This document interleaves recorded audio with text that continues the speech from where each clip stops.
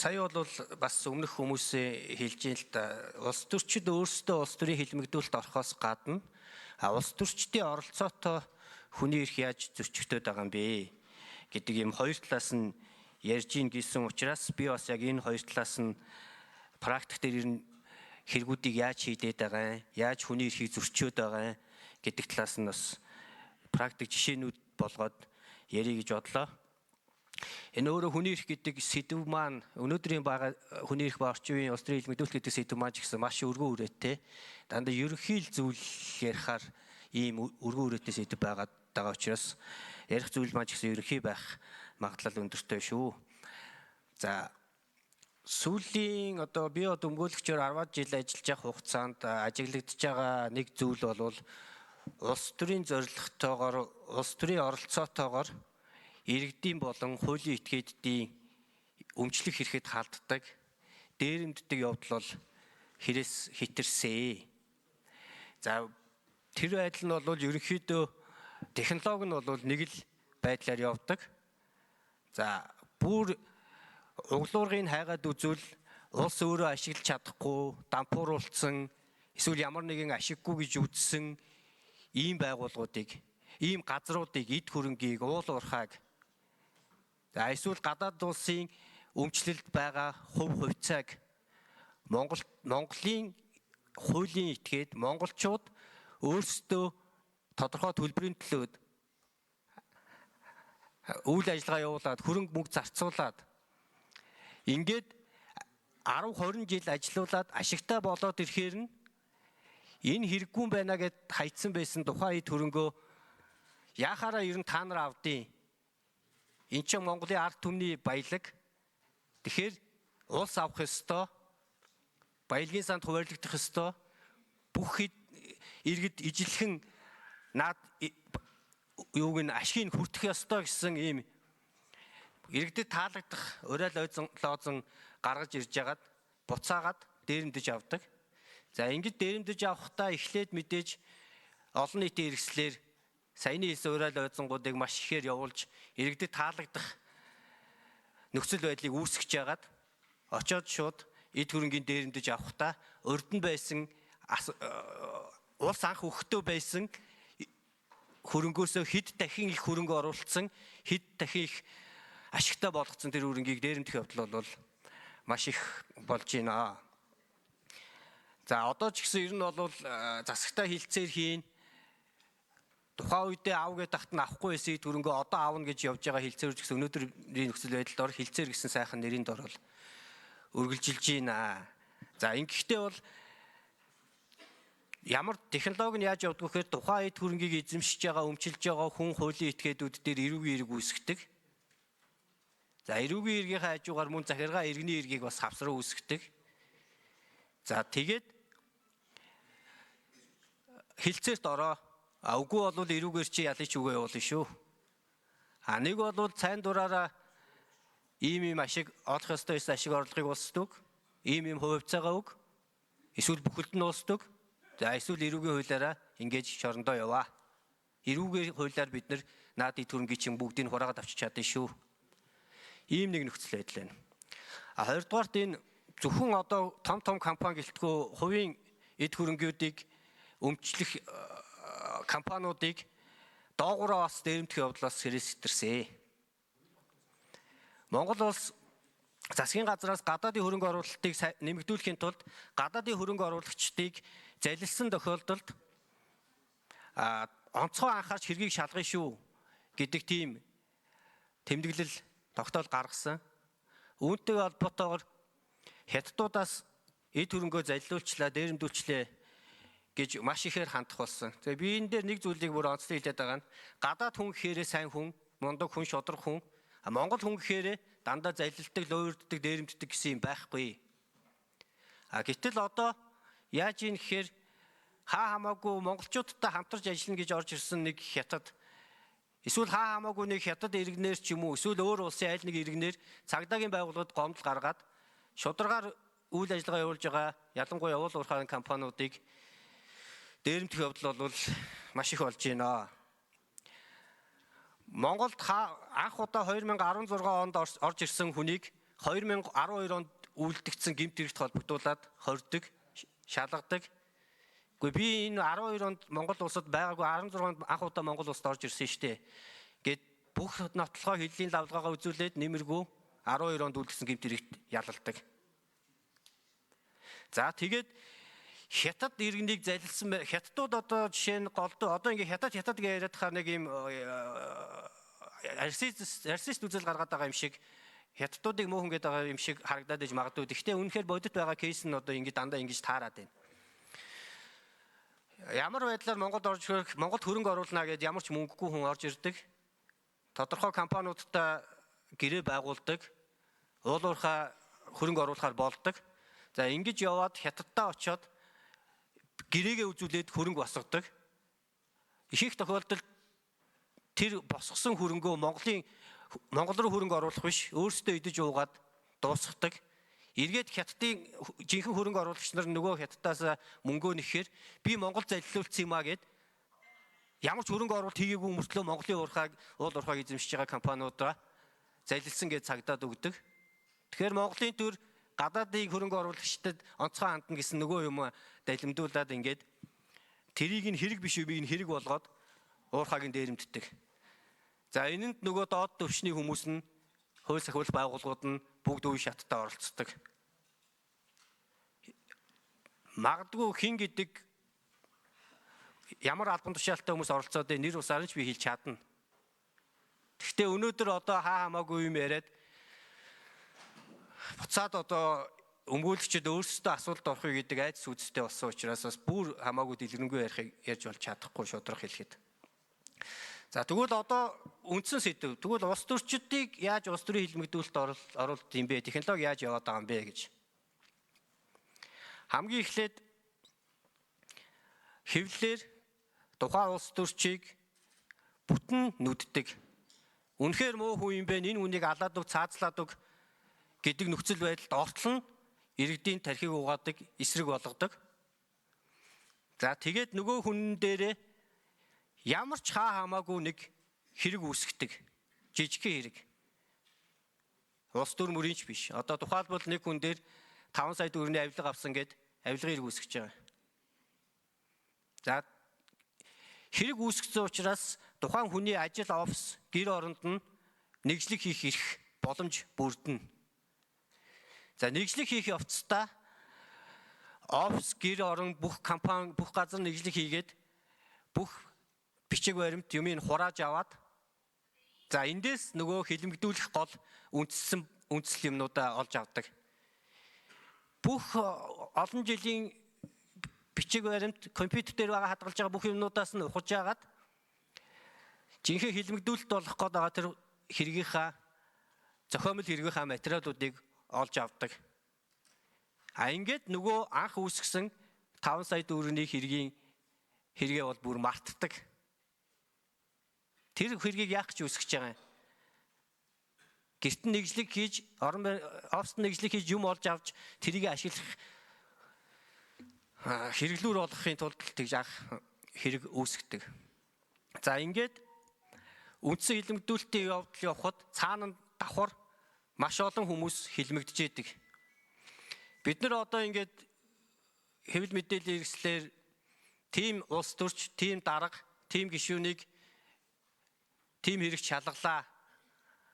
За тим ял өглөө гэд сонсогдоод байдаг боловч энэ хүмүүсийн ард тухайн хүнтэй холбогдлолтой ямар нэгэн эрх мэдэл албан тушаал эд хөрөнгөтэй биш тим хүмүүс заавал дайвар болж ял аваад ингээд явж байдаг. За эсвэл тухайн албан тушаалтай хүнийг шууд өөрийг нь дарахын эрх ямбаас нь болоод ч юм уу халдшгүй эрхээс нь болоод ч юм уу шууд өөрлөө нь халдаж чадахгүй байгаа тохиолдолд хамтран ажилдаг эргэн тойрных нь хүмүүс гэр бүлийн хүмүүсийг нь хэрэг үүсгээд цагдаа ордгоо. За ингээд ямар нэгэн улс төрийн буулт хийхгүй бол энэ хүмүүсийн чинь хорсоор байна. Цаашдвал ял өгнө гэдэг асуудал руу ордгоо. За энэ асуудал дээр бол хуулийн хувьд би бол нэг зохицуултыг бол зайлшгүй засахгүй болохгүй гэж ойлгодог. Сүүлийн үед мэдрээд байгаа. Юу гэхээр за манай улсад хялбар ажиллагааны шүүх гэдэг юм байгуулагдсан. Зарим талаараа бол дэвшилттэй. Иргэний эргийн хувьд жишээ нь хөдөлмөрийн үлсний доод хэмжээг 20 дахин үржүүлсэн доторх хэмжээний маргааныг бол хялбар ажиллагааны шүүх эрдэнэ журмаас арай хялбар байдлаар шийдэж явж байгаа нь дэвшилттэй зүйл байж болно. Гэтэл энэ хялбар ажиллагааны шүүх гэдэг маань өөрөө эрүүгийн хэргийн хувьд таслан сэргийлэх арга хэмжээг зөвхөн тэр шүүх шийдэж байгаа. За ялангуяа цагдаа өрх таслан сэргийлэх арга хэмжээг. Хэн нэгэн иргэнийг одоо хилмигдэж байгаа тухайн иргэнийг жишээ нь сүүлийн үед бол маш их гарч байгаа. Цагдаа өрх саналыг прокурорын зүгээс оруулдаг. За анхан шатны аль нэг шүүгч тэр хэргийг шийддэг. Цагдаа хорилоо эсвэл цагдаа хорихгүй гэдэг. Цагдаа хорихгүй гэж шийдчихээр прокурор эсэргүүцэл бичдэг. Тухайн анхан шатны шүүгчийн шийдвэрийг тухайн хялбар ажиллагааны шүүхийн ерөнхий шүүгч шийддэг. Тэгэхээр ерөнхий шүүгчээс цаашаага үүнээс цааш газар үгүй гэдэг шиг ямар ч боломж юм байхгүй. Дахиж гомдол гаргах. Анхан шатны шүүгч шударга шийдсэн ч тухайн дүүргийн ерөнхий шүүгч өөрийнхөө хүснээрээ шийдээд явах боломжтой. Гэтэл Монгол улсын үндсэн хуульд Монгол улс анхан болон давах дээд шатны шүүхтэй байхаар зохицуулсан. Иргэний хэргийн хувьд анхан шатны шүүгчийн гаргасан захирамжийг 3 шүүгч гомд гаргасан тохиолдолд 3 шүүгч шийддэг. Захиргааны иргэний хувьд анхан шатны шүүгчийн хэрэг хэн шийдвэрлэх явцад гаргасан шийдвэрийг захирамжийг дав заалт шатны шүүхийн 3 шүүгч шийддэг. Гэтэл эрүүгийн хэрэг дээр таслан сэргийлэх арга хэмжээг анхан шатны шүүгчийн шийдсэн захирамжийг дав заалт шатны шүүгч биш тухайн шүүхийн ерөнхий шүүгчд ангаараа шийдээд тэгээд цаашаа ямар ч гомд санал гарах боломжгүй. Энэ ямар нөхцөл байдлыг үүсгэж байна гэхээр анхан шатн дээр байгаа 40-50 шүүгчийн шийдвэрийг бүгдийг ямар шийдвэр гарсан эсхээс үл хамааран энэ таслан сэргийлэх арга хэмжээг Монгол улсад ганцхан шүүгч шийддэг ийм нөхцөл байдалд ороод байна. Ганцхан шүүгч нөлөөнд автах юм бол өөр тухайн шүүгчийн шийдвэрийг залруулах ямар ч боломжгүй ийм нөхцөл байдал. Тэгэхээр энэ нөхцөл байдлыг өөрчилж анхан шатны шүүгчийн гаргасан шийдвэрийг дав заалт шатны шүүхийн шийдвэр хяндаг байдлаар 3 шүүгч хяндаг байдлаар өөрчлөхгүй болвол энэ хэлмэгдүүлэлт ерөөсөө өөрчлөгдөхгүй. Залхаан цэрлүүлж цагдан хорсоор байгаад хэрэг хүлээлгдэг эсвэл улс төрийн болт хийлэгдэг ийм нөхцөл байдалд өнөөдөр аваачаад байна. Хоёрдугаарт энэ хэрэг хэн шийдвэрлэх ажиллагааны нууц гэж юу юм бэ?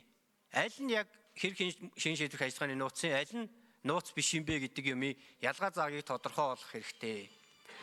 Тэгэхгүй одоо шүүгч гэсэн хүн нөлөөнд автдаг. Тэр нөлөө нь авилга хээл ахуул биш. Нийгмийн уур амьсгалын нөлөөнд автдаг. Тухайлх юм бол Вьетнам Америкийн дайны үед 20 гаруй Вьетнамыг буудаж алсан Америк зэрэгт эхлээд цаазаар авах ял өгсөн байдаг. Дараа нь 10 жилийн ял өгсөн байдаг. Эцэстээ дээд шүүхээс бол тэр ялыг хэрэгсгүй болгосон байдаг. Үндсэл нь юу гэхээр нийгмээрээ тухайн хүнийг буруу шааж үзээ ядаж алах ёстой, цаазлах ёстой гэж дайрсан шүүх энэ нөлөөнд хитрхи автаж шийдвэр гаргасан байна гэж. Нийгмийн нөлөөнд автаж болохгүй. Ардчлал эрх чөлөөний шударга шүүхтэй гэж байгаа Америкт хүртэл шүүгч нийгмийн нөлөөнд автаж байгаа юм бол Монголд бол энэ сошиал нөлөө нийгмийн нөлөөнд автах нь бол наад захын асуудал. Тэгэхээр эхлээд сошиал нийгмээс ял өгчөө дараа нь шүүхээс тэр ялыг баталгаажуулдаг байдлыг арилгахын тулд энэ мэдээлэл чи өөрөө тэнцвэртэй байх ёстой. Хуучин бол саяхны 23 он хүртэл ямар байсан гэхээр өмгөөлөгч хүн үйлчлүүлэгчийнх нь эсрэг худал мэдээллийг няцаах байдлаар мэдээлэл бол гаргаж болдог байсан. Ингэж мэдээллийг тэнцвэржүүлдэг. 23 онд ямар хууль гарсан гэхээр эрүүгийн хуульд өмгөөлөгч хэргийн нууц задлах юм бол 1-5 жилийн хорих ялтай. Өмгөөлөгч биш хүн хэрэгээс нууц задлах юм бол торох ялтай. Өмгөөлөгч задлуул 1-5 жилийн. За ингээд амийг хамхиж яагаад нөгөө цагдаа задлаад байгаа юм уу, прокурор задлаад байгаа юм уу? Хилмигдүүлэх зорилготой худал мэдээлэл болохоор хүснээрээ цацаад идэг. Тэрийн залруулъя гэхээр 5 жилийн хойх ял үгүй шүү дуугүй байгаараа гिचдэг. Иймэрхүү байдлаар хуульд ингээд жижиг засвар өөрчлөлтүүд оруулж агаад хилмигдүүлэлтээ бол улам гүн гүнзгий хийдэг ийм нөхцөл байдал руу орчоод байна. Тэгэхээр хэргийн нууц гэж яг юу үзхий, ямар тохиолдолд ямар хэмжээнд мэдээлэл өгж болохыг энэ нөхцөл байдлаа ч гэсэн эргэж харах шаардлагатай гэж одоо тийм саналтай байгаамаа. Тэгэхээр ерөөсөө технологи бол орчин цагийн улс төрийн хилмигдүүлэлтийн технологи яаж явж байна? Эхлээд хэвлэлээр ялал, араас нь цагдан хор, эрүүдэн шүү, тэгээд жинхэнэ шүүхээр ороод ялын үг. Заримдаа бас маш олон тохиолдолд хэрэг нааж явдаг. Үндсэн том хэрэг дээр нь жижиг нэг хэрэг нааж явж хагаад эцсийн мөчөд ял өгөхдөө жижиг хэрэгээр нь ял өгдөг. Нийгэм болохоор нөгөө авилгын ч юм уу улс төрийн том хэрэгээрээ ял авчлаа гэдэг ойлголттой үлддэг. Тэр байтугай улсын хууль батлах эрхтэй хинтээж хуваалцахгүй эрхтэй. Гэтэл ял өгөхдөө прокурорын зүгээс хуульд байгаа үгийг хасж агаад яллах дүгнэлт үлдээж явсан хэрэг хүртэл гарсан шүү дээ. Тэгэхээр хуульд байгаа үгийг хасж агаад яллах дүгнэлт үлдэж байгаа гэсэн чинь прокурорын байгууллага хууль зохиогоод байгаа юм уу? Одоо мэд сайхны их сайхан гоо дээр ингээд нэгэн хэрэг нь яваад дууссан хэрэг те ил болцсон хэрэг. Хорлон сүйтгэх гэмт хэрэгээр ял зүйлчилж байгаа. Гэрээний төсөл боловсруулсан гэдгээрээ. Гэтэл хорлон сүйтгэх гэмт хэрэг гэдэг маань үндэсний аюулгүй байдал, эдийн засаг, тусгаар тогтнолд нөлөөтэй объектыг устгах явдал. Өөрөөр хэлбэл Эрдэнэсийн сан устгах. Монгол улсын цэвэр усны нөөцийг устгах дандаа биетэй объект. Гэтэл объект гэдэг үгийг хасч хаяад Монгол улсын үндэсний аюулгүй байдал, эдийн засаг, санхүү төсөвт сөргөөр нөлөөлөх үйл ажиллагаа явуулсан гэд гэрээний төсөл боловсруулсантай нь холбогдуулаад ингээд үг хасж яагаад гэдэг чинь хууль зохиож ийн гэсэн үг үстэй. Ингээд яллаа шүүх рүү шилжүүлж ийсэн. Явж нөгөө хорлон сүйтгэх гэмт хэрэг нь байхгүй болоод 75 сая төгрөгийн үнэтэй машиныг 135 сая төгрөгөөр авлаа гэд нөгөө жижиг хэрэгээр нь ял өгсөн. Нийгэм бодохтой болохоор нөгөө гэрээг Монгол улсын тусгай тогтнол үндэсний аюулгүй байдал сөргөөр нөлөөсөн гэрээг байгуулсныхаа төлөө ял авж ийн гэдэг ойлголттой л үлдсэн. Ийм л байдлаар практик явж ийн зас залруулах юмнууд бол их байна гэдэг тийм саналтай байна.